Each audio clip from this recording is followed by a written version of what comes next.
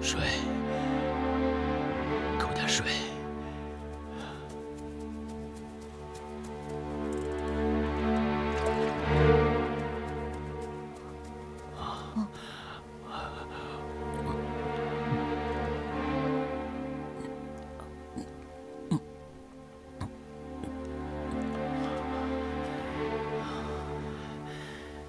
给马喂点水。啊，有吃的吗？嗯。啊。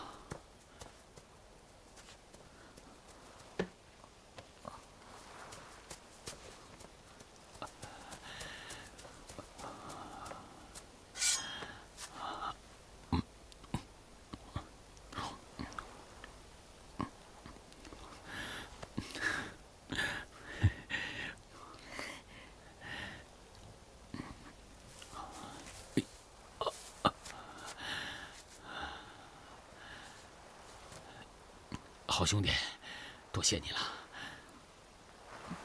我娘说过，只能招待客人，不能要客人的东西。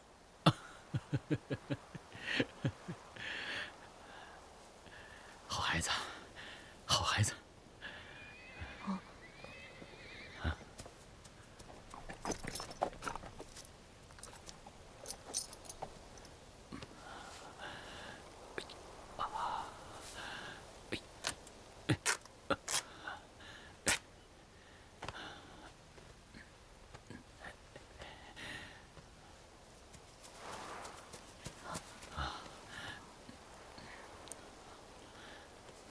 一群饿狼要一只老虎，哎呀，没什么大不了的。孩子，把你们家的弓箭给我拿过来。哦。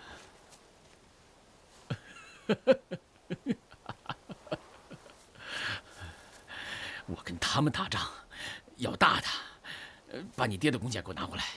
我没有爹。啊？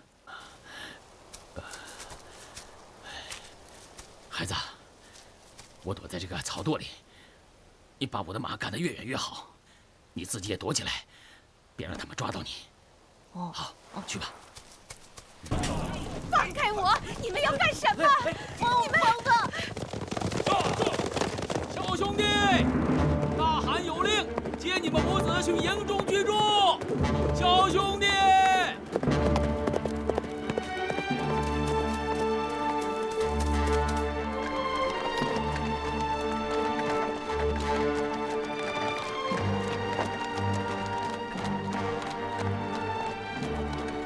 大嫂，你的儿子人虽小，却是英雄侠义啊！等他长大之后啊，必是大汗的一员勇将。小兄弟，愿意跟我学射箭吗？哲别师傅若肯收我儿做徒弟，我们母子真是感激不尽呐。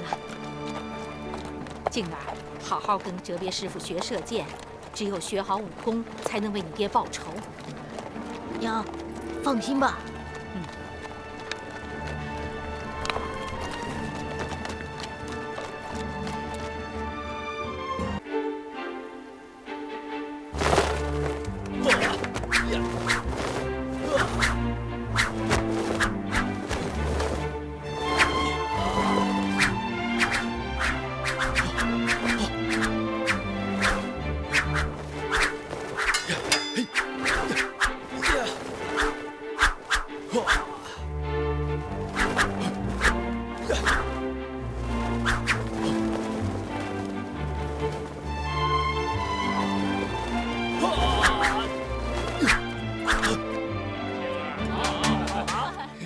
静儿，好样的！这2年开窍了。好啊，小子。姓郭的，结账吧。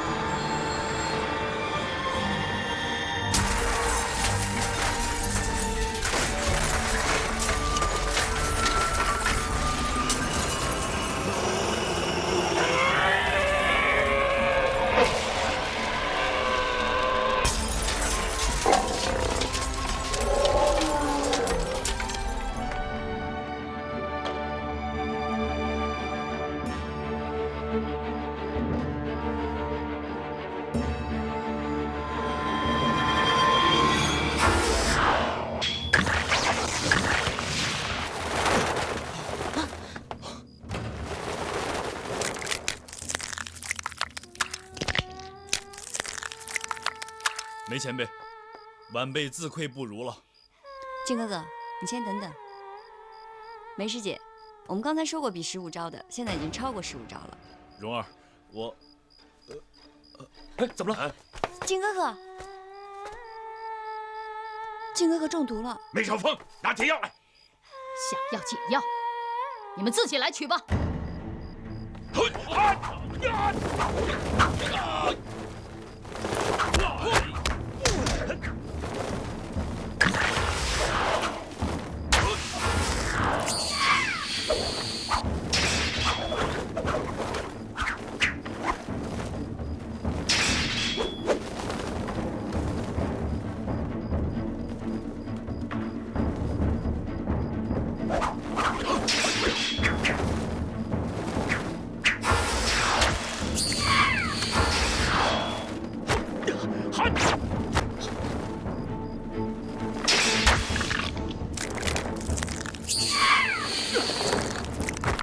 大哥，是这个吗？没错。好，小姑娘，解药，给她服下。把我的经书还给我！谁拿你的经书了？我们没拿。我们江南七怪从不打诳语。贼汉子，我的贼汉子，我的经文，贼汉子。师姐，地上确实没有。我的经文。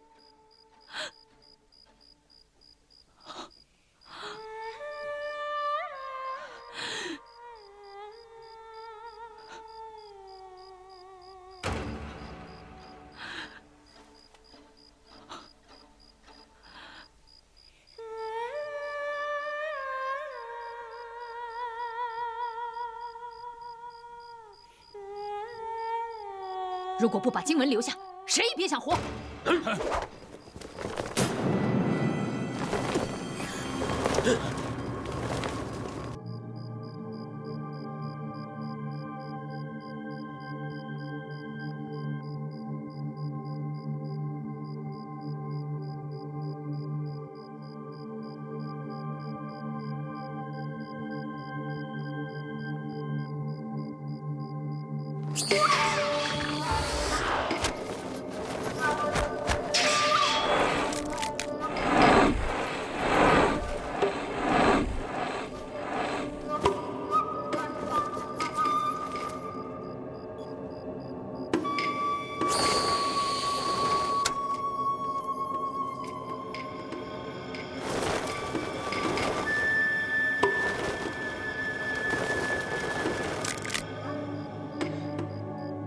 师傅，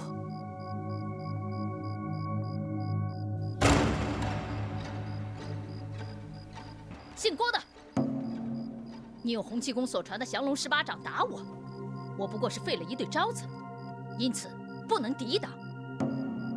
姓梅的命不久长，胜败无所牵挂。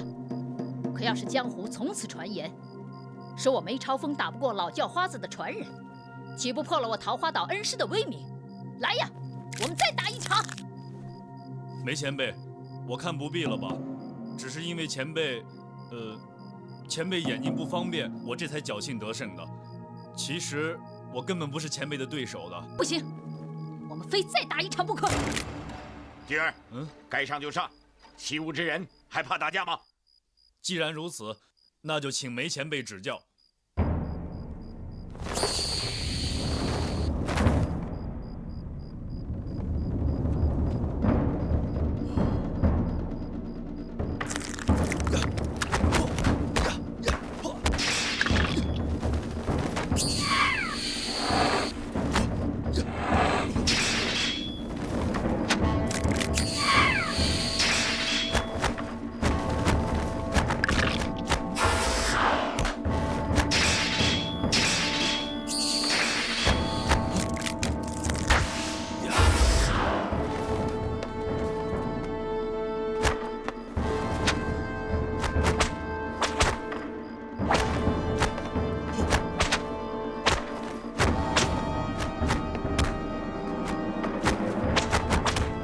静儿小心，有人投石指路。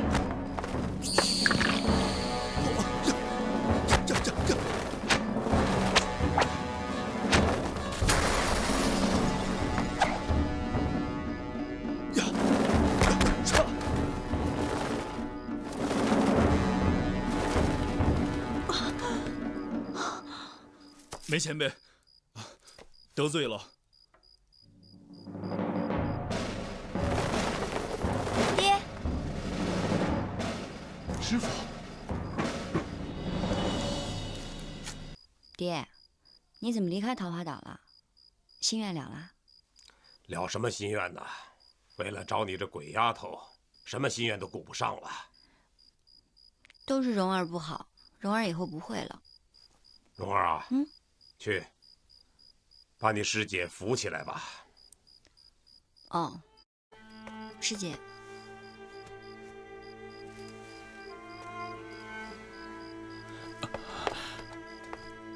恩师，程峰啊，你很好，起来吧。程峰啊，当年都怪我性子太急。师傅，您老人家可安好？总算没给人气死。弟子今日得见恩师，以后死亦瞑目。这个给你。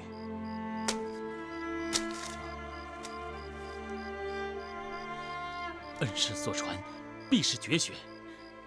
程峰虽不能演练，但可以传授犬子。陆家子孙，尽感师傅的洪恩。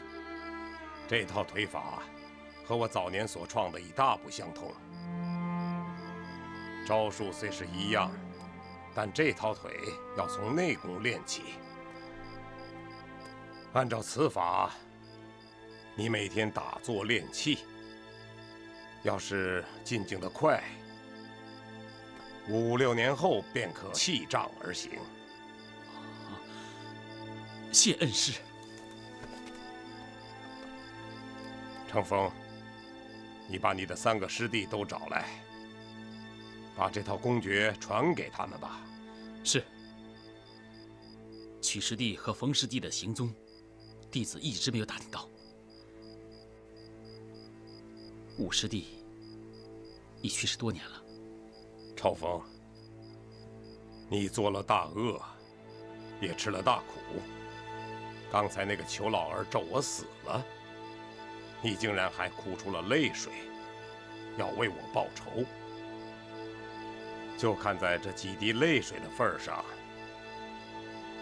你就再多活几年吧。师父，程峰是受你们牵连，所以我要收他重归门下。至于你，我有3件事，给你1年的时间。如果你都做到了，我自然会考虑让你重归门下。弟子赴汤蹈火，也要为师父办到。第1件，你把九阴真经弄丢了，你去把它给我找回来。如果有人看了，你就把那个人给我杀了。1个人看过，杀1个；100个人看过，杀100个。如果杀了99个，你就不要回来见我。屈禄、冯4个师兄弟都因你而受累。你去把凌风、墨凤都给我找回来，再去查访棉凤的家人后嗣，都送到归云庄居住。这是第2件。第3件嘛，你们私自拿走了九阴真经，经上的功夫我没有吩咐你们练，可你们练了。你们知道该当如何办，这就是第3件。等前2件事办成之后，弟子会把九阴白骨爪和崔心掌的功夫去掉。你叫郭靖？晚辈郭靖，拜见黄老前辈。陈玄风是你杀的，你本事不小啊！那时晚辈年幼无知，被陈玄风前辈擒住了，一不小心失手伤了他的。是啊，爹。哼，陈玄风是本门的叛徒，自当由本门的人来处理，岂能容外人所杀？洪老叫花子教了你功夫，你打败了梅超风，你这是欺我桃花岛门下无人。爹，谁说桃花岛门下无人了？靖哥哥是欺负梅师姐眼睛看不见，只不过侥幸胜了他几招，其实没什么大不了的，对不对，梅师姐？哼，好，我没有弟子，只好自己接你几掌了。晚辈万万不敢跟前辈动手的。爹，还是让蓉儿来替您跟靖哥哥过几招吧。蓉儿，我什么时候打得过你了？靖哥哥，蓉儿，躲开！你就杀他吧。你要是杀了他，蓉儿一辈子都不理你。嗯，蓉儿，江南七怪，你们都自行了断吧，免得我出手之时，你们要吃苦头的。大丈夫死都不怕，还怕吃什么苦头？此等琐碎小事也拿来要挟，未免有失大宗师的风范吧？江南七怪已归故乡，埋骨五湖，尚有何憾？且慢！黄岛主，陈玄风前辈乃弟子一人所杀，与我众位师傅无关，还请前辈不要连累我师傅才好。静儿，只不过晚辈复仇未报，还请黄岛主宽限1个月，30天之后，我自会去桃花岛领死的。你敢来桃花岛？蓉儿早就跟我说过，桃花岛是他出生的地方，郭靖愿意死在那儿的。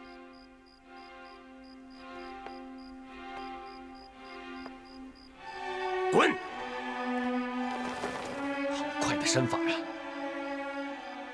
请各位到后堂歇息，天亮再做计较。陆庄主啊，我知道你想现在就去找小师妹，可你去哪儿找呢？留在这里，她会来找你的。我与梅师姐多年未见，有话须谈。莹儿，爹，你带众位大侠到后堂歇息。各位请。是，告辞。请。告辞，告辞。你们往哪儿跑？驾！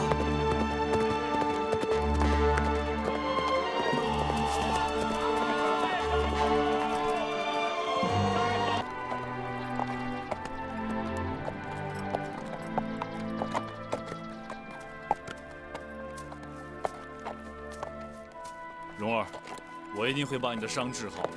嗯。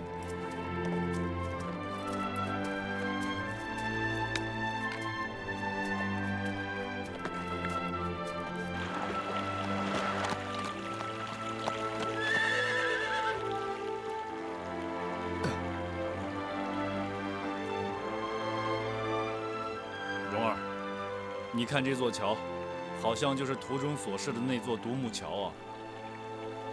靖哥哥，这水那么急，怎么过河呀？哦，没关系的，我们就从那座桥上过去好了。蓉儿，你看，桥上还有人在钓鱼呢。水那么急，怎么钓鱼啊？我们现在还是看第2个锦囊吧。好。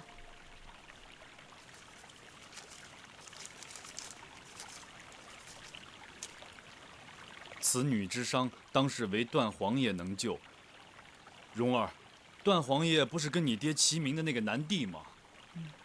段皇爷，我倒是听我爹说过，可是他在云南做大理国的皇帝，这不是太远了吗？是啊。彼多行不义，必获桃源，万人万难相见。若言求医，更犯大忌。未登其堂，已先遭于桥根毒之毒手矣。故须假言奉尊师洪七公之命，一线生机，尽悬于斯。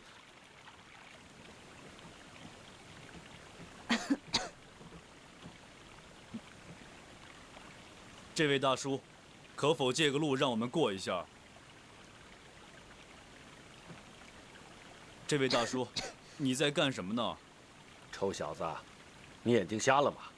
没看见我在钓鱼吗？哦，可是这儿的水流这么急，怎么能钓得到鱼呢？臭小子，你以为我钓的是普通鱼吗？我钓的是金娃娃。什么是金娃娃呀？金娃娃就是金娃娃，不懂还啰嗦个什么？可是大叔，我们有急事要从这里过一下，能否借个路呀？大叔，这附近只有这一座独木桥，能否借个光让我们过一下啊？大叔，大叔，我的金娃娃啊！臭小子，我辛辛苦苦等了4年才等到这条金娃娃，全让你给惊跑了，你赔我一条。对不住啊，大叔，我真的不是故意的。我们走了很远的路才来到这儿的，我们有急事啊，还烦请大叔让我们过去吧。你们是干什么的？谁让你们到这儿来的？我们是来找段皇爷的。找我师傅？啊？段皇爷是你师傅啊？那真是太好了。我师傅不见外人，你们找他干什么？我们是，是不是找我师傅治病啊？是啊。哼，要见我师傅，真是休想！我就是拼了老命也不会让你们过去的。赶快下山去吧。大叔，这位带病求医的，乃是桃花岛黄岛主的爱女，现在是丐帮帮主。还望大叔看在黄岛主和红帮主的份上，带我们去见段皇爷吧。这位姑娘是丐帮帮主？啊，这是丐帮的打狗棒，想必大叔也略知一二吧。那么九指神丐是你们什么人啊？哦，是我们师傅。嗯。九指神丐与我师傅的交情非比寻常，我该如何呢？蓉儿。这位大叔，我们除了治病之外，还有要事要告诉段皇爷。九指神丐命你们来见段皇爷？不错，是段皇爷。当真是段皇爷，不是旁人？当真是段皇爷啊！段皇爷早就离此尘世了。啊，在他离此尘世之时，怎么会这样呢？九指神丐他老人家就在他身旁，岂有再命你们来见段皇爷之理？是谁指使？有何阴谋？快快说出来！大叔，靖哥哥，我们不理他，走。好。蓉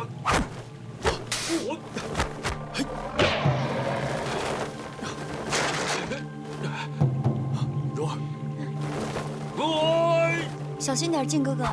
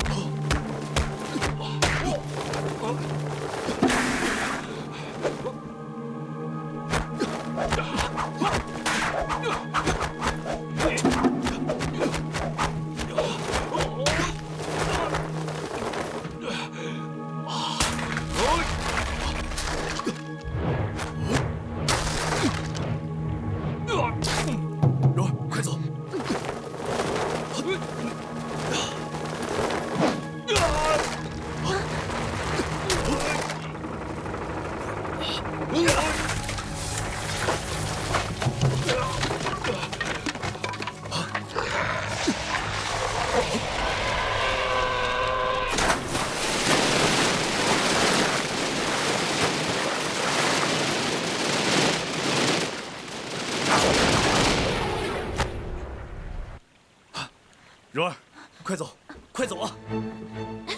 臭小子，你回来！臭小子，你别跑啊！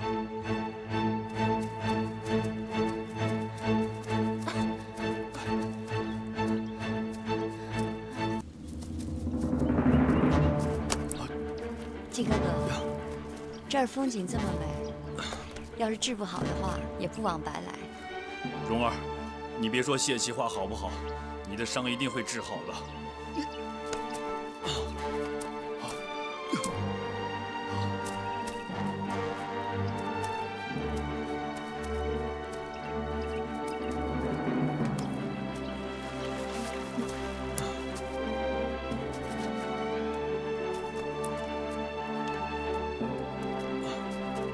没事吧，靖哥哥？没事的，你一定要抱紧我。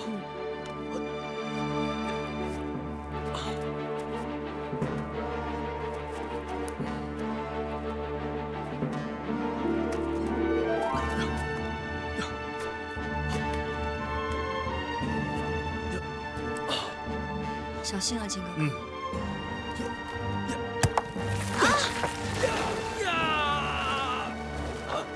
靖哥哥，你还是放开我吧。不，反正我总会死的。我不会放开你的。我说过，我这一辈子也不会再离开你的了。好，那我们就说好，我们就一起死。好，一起死。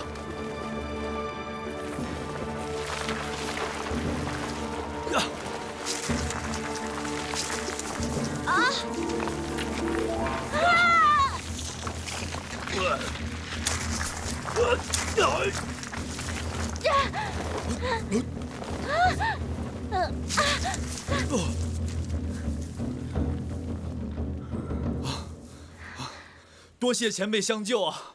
哼，天意呀！哈哈哈哈哈哈！啊！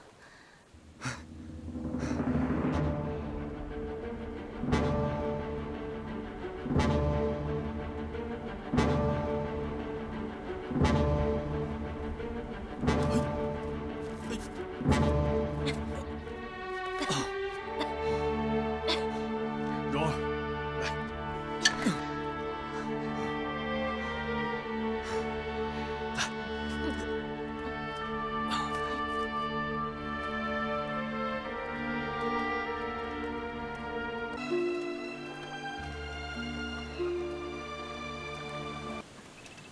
蓉儿，你还好吧？你看，请。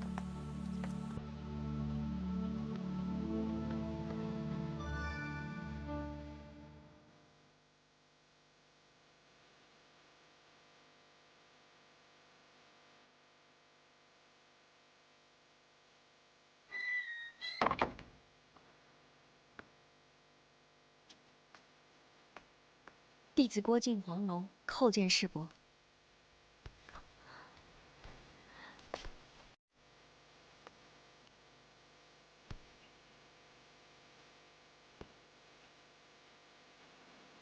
哈哈哈哈哈哈！七兄收的好徒弟，耀兄生的好女儿，哈哈哈哈哈哈！看来你们的文才武功远远胜于我的列徒啊！哈哈哈哈哈哈！哎，可喜可贺，快快请起。哦。你爹爹和你师傅他们好吗？都好，都好。啊，想当初，我和你爹爹在华山绝顶论剑比武的时候，他还尚未婚配。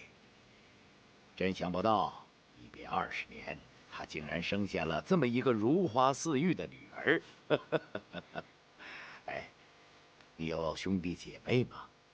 没有，我娘生下我之后就去世了。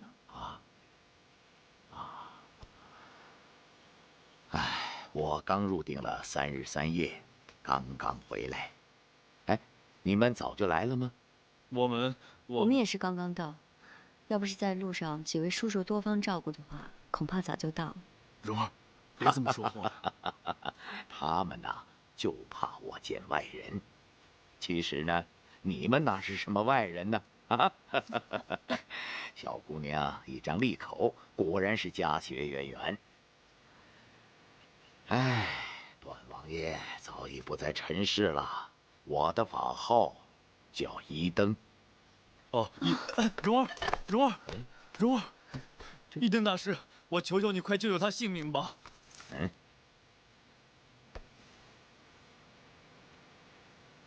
他是怎么受伤的？你们又是怎么找到这儿的？他是被裘千仞的铁砂掌所伤，后来是一个叫英姑的女人指点我们来找大师治病的。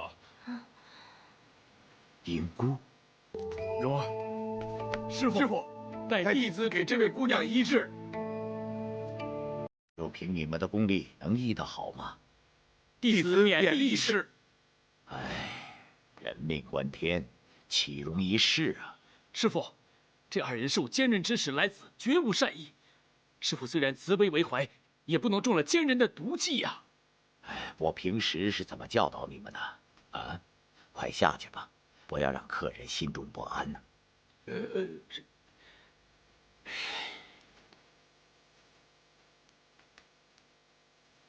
啊，你守在门口，不许任何人打扰，包括我的弟子。好。如果他们要硬闯，你就跟他们动武好了。这关系到你师妹的性命啊。多谢大师。蓉儿，那我去了。嗯。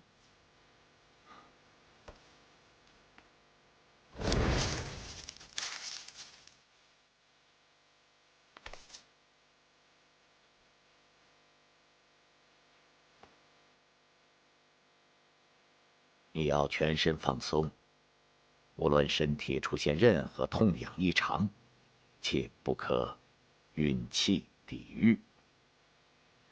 那就当我自己死了吧。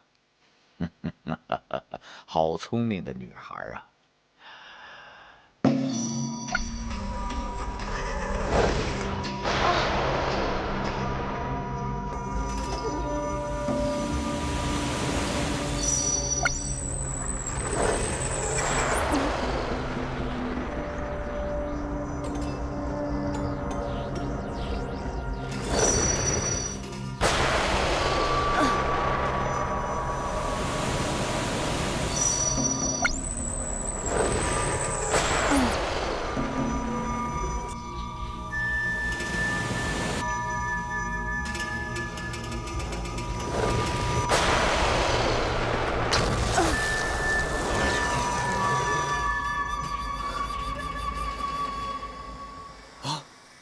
蓉儿，蓉儿，蓉儿，师傅，你好些了吗？师傅，你好些了吗？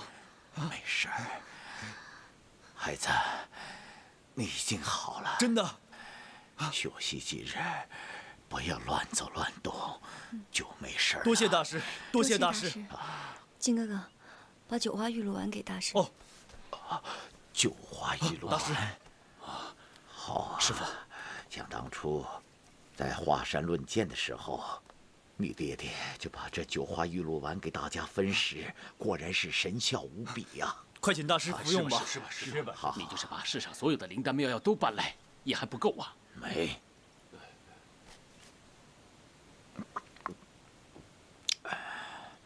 好，休息几日，下山去吧。来。哦，师傅，蓉儿。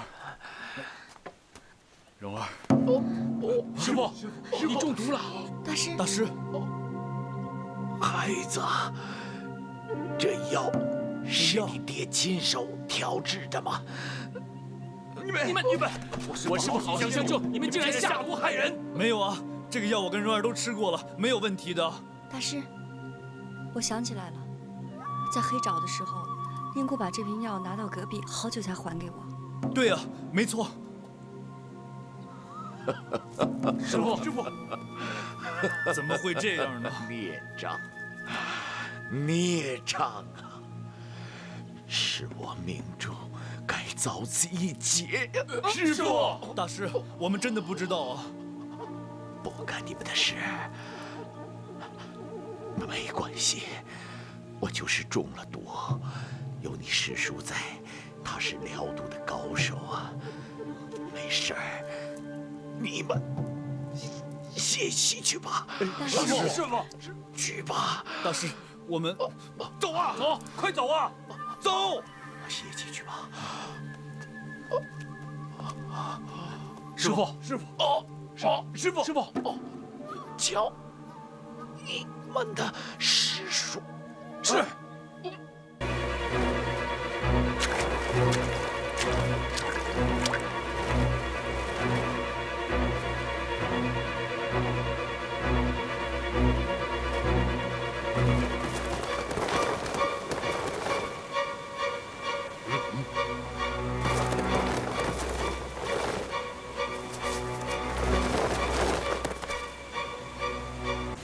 小人参见娘娘。什么娘娘不娘娘的？刘贵妃早就死了，我是英姑。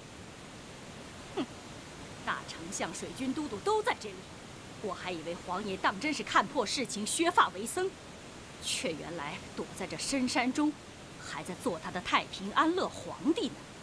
皇爷他早不是从前的模样了，娘娘见了他，必定再也认不出来。你们娘娘长娘娘短的，是想讥讽我吗？直挺挺的跪在这里，是想拜死我啊！娘娘，娘娘，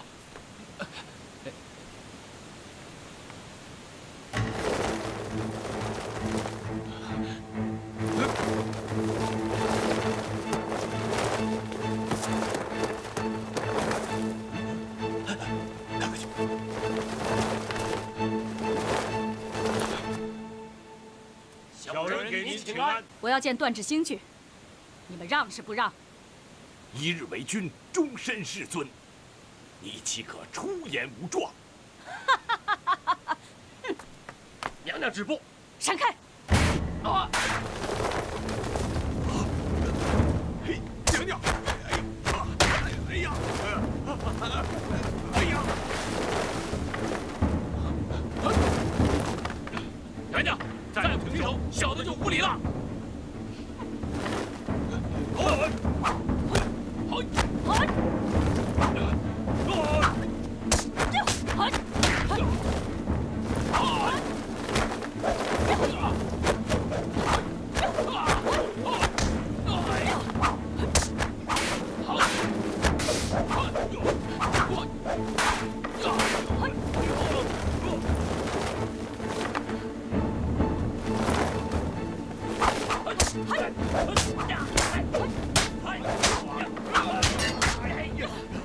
娘娘恕罪！娘娘恕罪！好个大将军、大总管！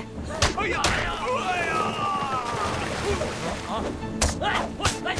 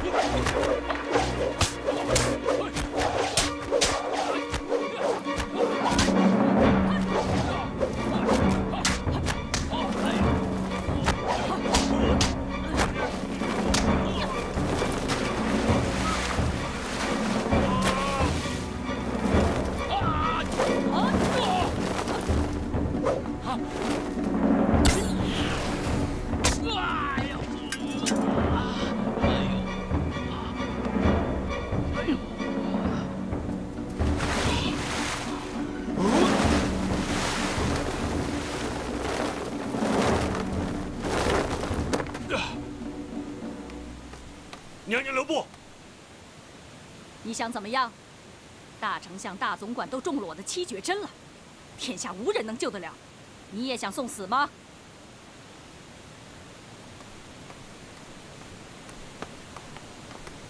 前辈，小姑娘的伤好了吗？多谢前辈指点，我师妹的伤已经被一灯大师治好了。哼，那她怎么不亲自来向我道谢？前辈留步！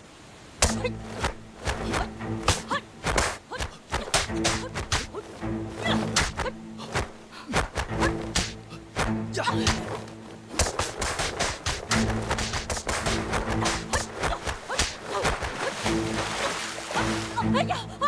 小心！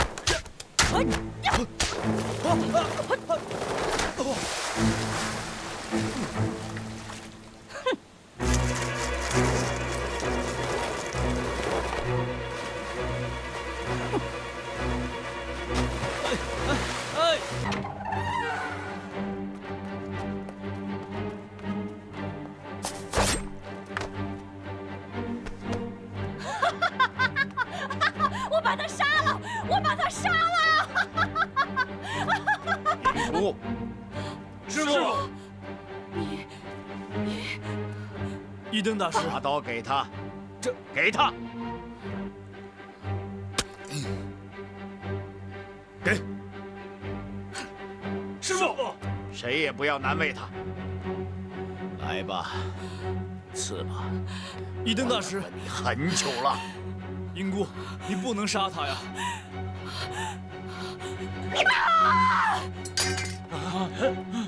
师傅，哎呦！快去请你师叔。是。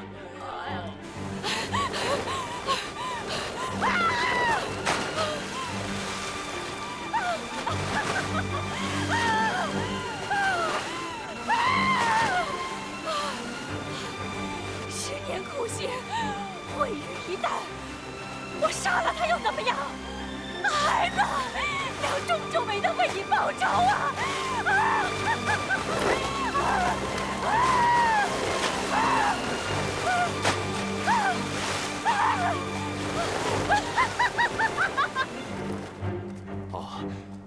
哥你怎么样？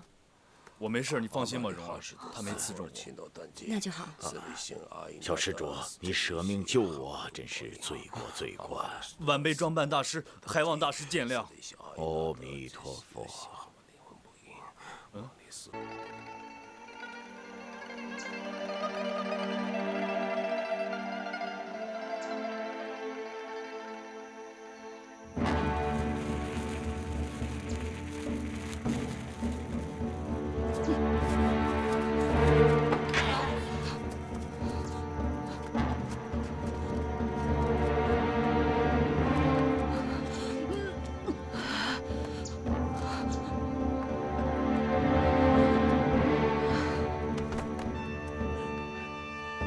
抓的是郭靖和黄蓉，你们迷倒一个老太婆，管个屁用！帮主，这老婆子跟他们是一伙的。咱们上次追郭靖和黄蓉的时候，他们俩就藏在这老婆子屋里边。没错，帮主。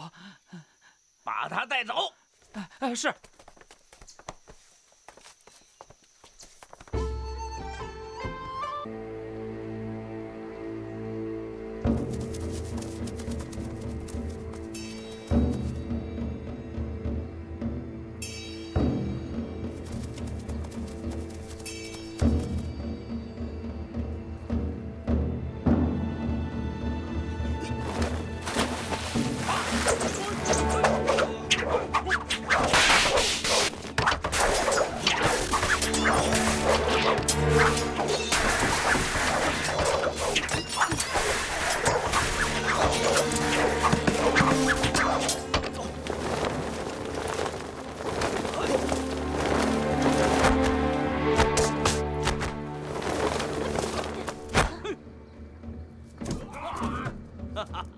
两个小贼，这回看你们往哪儿跑！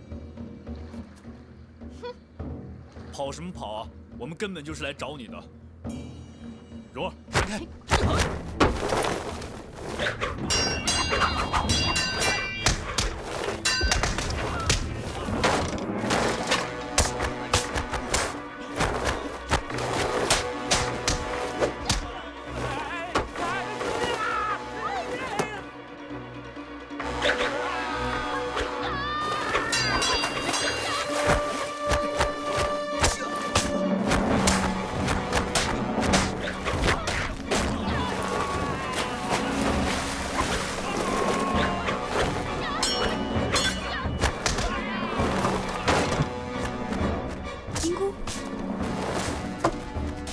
在这儿。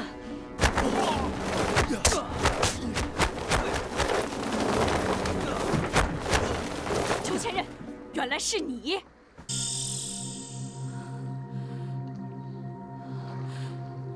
原来是你！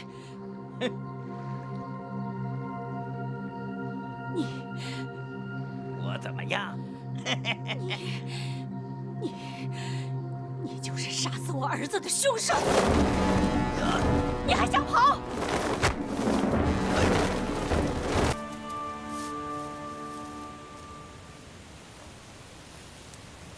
等等啊！我真看见了，我看见了啊！你别动啊！你别动！嗨，里边听着，你们被包围了，赶快出来投降吧！对，出来投降吧！哎，靖哥哥，我们先看一下他们有没有什么古怪。以老顽童的功夫，他们奈何不了他。好吧。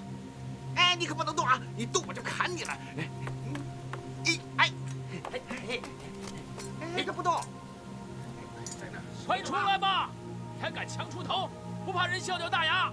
老子专爱采阴补阳，关你们屁事啊！等你们出来，老子让你们受尽千般折磨！嘿，有什么臭本事，尽数抖出来吧！是我大师傅。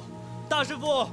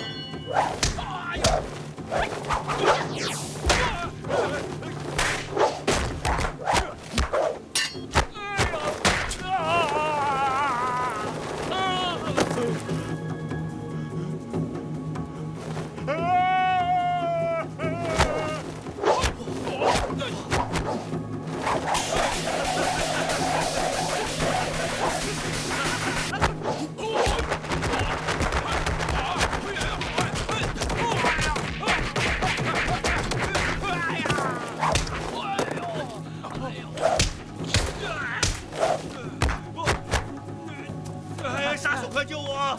快救我！小子，咱们走着瞧！彭大哥，我一定给你报仇啊！你们把我周大哥怎么了？这事跟我没关系，真的没关系，是他自己要跟这藏僧比定力，说是谁动谁输。谁动谁输？周大哥，你别玩了。严雨楼，咱们比武。周大哥，他们真的在比定力啊！大师傅。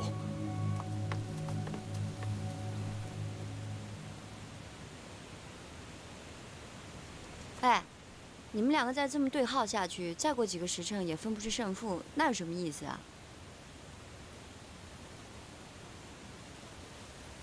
要不然我替你们想一个办法，我给你们挠痒痒，谁要是先笑了，谁就输了。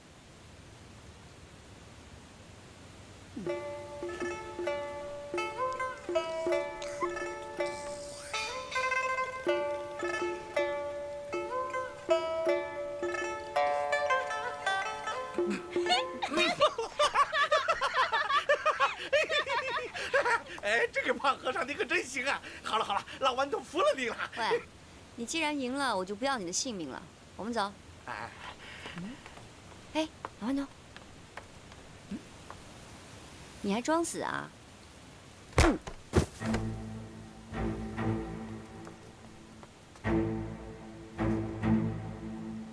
老顽童，你上了别人的当了，自己都不知道，真是笨蛋。怎么了？你先把他的血解开再说吧。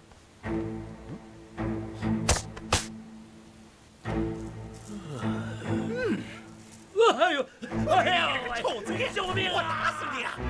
哎呦！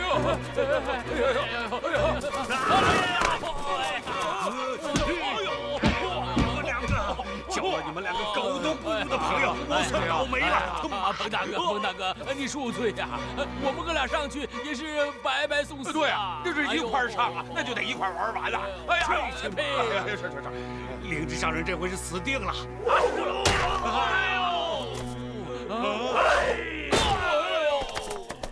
你们四个坏东西，点了我穴道为何不解？害得你佛爷险些圆寂归西。上人，小弟实在是来，走。日后个个都要下拔舌地狱，受无量苦。大师傅，你为何身穿校服啊？你走开！大师傅，我是静儿啊！滚！静哥哥，小妖女，我杀了你！滚！静儿，大师傅，好，你敢打你师傅，你这个畜生！大师傅，我弟子一时失手，请大师傅责罚。你师傅长，师傅短，谁是你师傅？你有桃花岛主做你岳父，你还要师傅有什么用？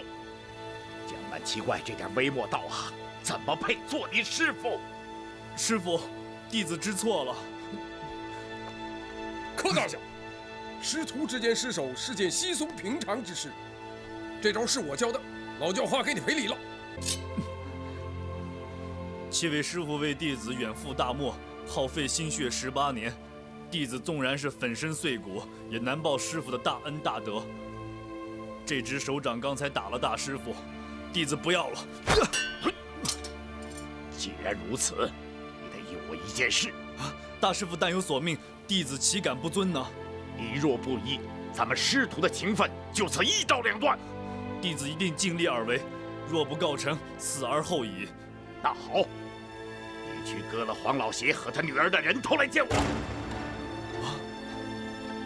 静哥哥，师傅，大师傅，弟子不知黄岛主和蓉儿怎生得罪大师傅了。我就知道你不会，我盼着老天给我片刻光明，让我见见你这个忘恩负义的小畜生的面目。哼！大师傅，大师傅，滚！大师傅，滚开！我要踩死你！拖雷，我要踩死你！都市放出万匹宝马来踩拖雷，拖雷直接吓傻了。只见万马奔腾，在方圆数十里内扬起滚滚烟尘。他赶忙拼命奔逃。铁木真等人得到禀报，出来查看，也被眼前壮观景象吓了一跳。忽见拖雷被绊倒在地，花筝抹着眼泪返回，危险之极。就在这关键时刻，两匹马疾驰而至。韩宝驹骑着追风黄当先奔至，将拖雷提起就走。郭靖骑着小马紧随而至，眼看就要到华筝跟前，却马失前蹄滚落地上。他不容多想，赶紧飞奔到华筝跟前，将他紧紧抱住。而万马也已奋蹄奔至，眼看两人就要被踩成肉酱。郭靖在这最后一刻忽然从惊吓中觉醒，搂着华筝滚下了一旁的斜坡，万马紧跟着从身旁疾驰而过。铁木真和江南七怪等人看得虚惊一场。等万马奔远，烟尘散去，郭靖小心翼翼从斜坡下探出脑袋，华筝吓得大哭不止。真有他的啊！郭靖扶起华筝，替他掸去身上泥土，戴了花冠，领着到铁木真跟前去。而王涵见孙子差点闯下大祸，训斥了几句，都使便撒泼打起滚来。哎呀，爷爷要打孙子了！爷爷，你快来救我呀！铁木真感激王涵昔日的恩遇，想到不可为此小事失了两家和气，便下马扶起都使，说孩子们闹着玩，没什么打紧的，还要把女儿华筝许配给都使。王涵便亲上加亲，把大孙女许配给了他的长子竹赤。等郭靖领着华筝到了跟前，铁木真夸赞他勇敢讲义气，问他为什么这般不要命的救华筝。郭靖傻傻的答不上来，过了一会儿才憋出几个字：妈要踩人的。铁木真听了哈哈大笑，同时对江南七怪相救儿子拖雷十分感激，便赏赐黄金皮某，留他们在这里教孩子武功。江南七怪求之不得，拱手感谢。小说中，都使赶了父亲的2头猎豹吃拖雷，拖雷的母亲抱着女儿华筝飞马赶到，由于担心儿子忘了女儿，使女儿陷入豹口之下。危急关头，郭靖滚身相救，却使自己陷入危险之中。眼看猎豹前爪搭在了肩头，柯镇恶急忙发射铁铃将其射死。当然他出手很快，谁也没有看见。而这也是华筝首次出场，他只有4岁。另外，倘若都使真的让猎豹吃了拖雷，铁木真和桑昆两家必定失和，从此争斗不休，打个两败俱伤。而这正是一旁的金国6王子完颜洪烈盼望看到的结果，那样金国就会无后顾之忧。而等郭靖带着江南七怪见到母亲后，柯镇恶将郭靖支出去，上前2步，扑通跪倒在了灵位前。郭义士，我们素未谋面，只是听丘处机道长说，你是忠良之后，仁义爱国，先遭奸人杀害，我们痛心万分。我们兄弟7人受丘道长所托，在大漠中跋涉6年，终于寻到了后人和家眷。我们江南七怪必教这孩子一身武功，为你报仇雪恨。你若地下有知，当可安心了。李平泪光盈盈，跪拜还礼，感谢6人的大恩大德。郭靖在外面静静偷听，华筝悄悄走到身后，在他脖子上哈气。郭靖让他别闹，要听6位师傅说话。郭靖，你把都使打一顿，我嫁给你。等江南七怪和李平叙完话，6怪便决定正式传授郭靖武艺，每天12个时辰，每人教2个时辰，6门功课，样样不落。月黑风高夜，山顶上忽然出现了3堆骷髅头，东西方各走100步。 6人当即按照方位查看，发现100步处的确有同样排列的骷髅头。大哥，是不是妖怪呀？要是妖怪，怎么会把骷髅头排得整整齐齐呢？柯镇恶询问是不是一共分成3堆，排成品字形，每堆9个，又分为3层，下层5个，中层3个，上层1个。得到肯定回答后，柯镇恶让朱聪拿了一个骷髅头过来，仔细抚摸，将右手5指插入了头骨的孔洞之中。练成了，果然练成了。柯镇恶的神情顿时变得紧张起来，让朱聪将骷髅头放回去，千万不可看出有移动过的痕迹。然后让6人上马，向南驶出1000里，等自己10天。10天后若不到，就不必再等了。6人不知道发生了什么，但都和他喝过血酒，历过试验，怎能舍他而去？便问究竟怎么回事，是妖怪还是仇家？是铜石铁狮，我这双瞎眼就是拜他们所赐。这铜石铁狮是一对夫妻，当年他们初练九阴白骨爪，被柯镇恶兄弟撞见，大战之下，兄长死在他们手里。柯镇恶坏了一对招子，本以为他们已经死了，却没想到躲在荒漠极北之地修炼九阴白骨爪。此时明知不是对手，柯镇恶也要为兄长报仇。六人和他一起深重，说什么也要同生共死。柯镇恶心中感激，也就不再多说什么，让他们千万要小心铜石铁狮手爪的厉害，然后让全金发向南走100步，看是不是有一口棺材。大哥，柯镇恶六人奔过去看时，的确有一具棺材，里面并卧着2具尸首，穿着蒙古人的装束。柯镇恶知道铜石铁狮便要以这2具尸首练功，便决定躲在棺材里面，出其不意攻击他们要害，然后让朱聪六人在四周埋伏，等自己出手后再一拥而上。六人答应后，将他放进棺材里，棺盖上留了一条缝，然后在四周草丛树后找了隐蔽的所在，分别藏了起来。韩小莹见柯镇恶如此郑重其事，又是挂虑又是好奇，询问铜石铁狮究竟是什么人。铜石是男的，名叫陈玄风；铁狮是女的，叫梅超风。2人合称黑风双煞。正说着，远处闪电下，一个黑影在沙漠上疾移而来，速度十分迅捷。在下是王罕大汗的儿子桑坤，这位是我爹的义子扎木合，参见2位王爷。义父派我们2人来此迎接2位王爷，一路辛苦了。完颜洪烈和完颜洪熙下马走到跟前，对桑坤赞赏有加，扶他起身，却故意对扎木合不理不睬。铁木真见状，赶忙扶起扎木合，与他共进营帐。而遥想当年2人结义为兄弟时，铁木真只有11岁，是总角之交。直到长大之后，2人总共结义了3次，可见感情之深。后来由于追逐水草，才各领木队分离，但2人情谊始终不渝，尤胜骨肉兄弟。此时相见，自然无比欢喜。但由于完颜洪熙和完颜洪烈的区别对待，扎木合心中多少还是有些不舒服。询问铁木真说，将来义父100年之后，自己和他一人拿出1半的兵马给桑坤，让他继承义父之志，继续做草原的盟主，他可愿意？铁木真还没回答，军士就前来禀报，前面发现敌兵。铁木真和扎木合当即策马前去查看，却原来是3万乃蛮人拦路，要向完颜洪熙和完颜洪烈讨封，如若不封，就把2人留下来抵押，直到封赏为止。而在对付这3万乃蛮人之前，铁木真很巧妙地回答了扎木合的问题。他自己要的，让他自己来拿。你要的话，我就给你。你知道我不要。随后2人调兵遣将，应对随时攻来的乃蛮人。太阳升起后，5000蒙古兵正式与3万乃蛮人交战在一起。郭靖和拖雷也被带着前去观战。完颜洪熙生怕伤到自己，就要逃走，可完颜洪烈却坚决不走，否则大金兵危何在？而就在2兄弟争论不下时，铁木真和扎木合已杀死敌兵1000余人，俘获2000余人，乃蛮人不敌败走，而蒙古兵只伤亡了100多。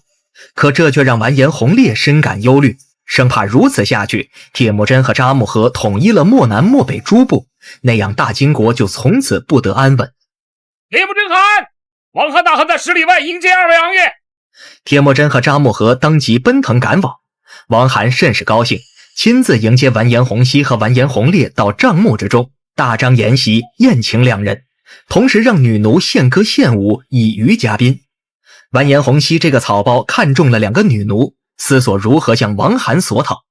完颜洪烈则挑拨搞事，对王罕说，他的儿子桑坤也是英雄人物，为何他偏偏看中了铁木真和扎木合，对儿子只字不提？然后又趁着王罕夸赞铁木真，挑拨2人关系。难道老英雄的将士不如铁木真的将士？王罕表示，上次乃蛮人抢走自己的几万头牲口，全仗铁木真派了4节帮自己抢回来。他的兵马虽然不多，但人人骁勇。而完颜洪烈要的就是这样的回答。王涵越是捧铁木真，查木合的心中就越不是滋味。时日已久，两人必生嫌隙，然后便要看看铁木真的四杰究竟是何等人物。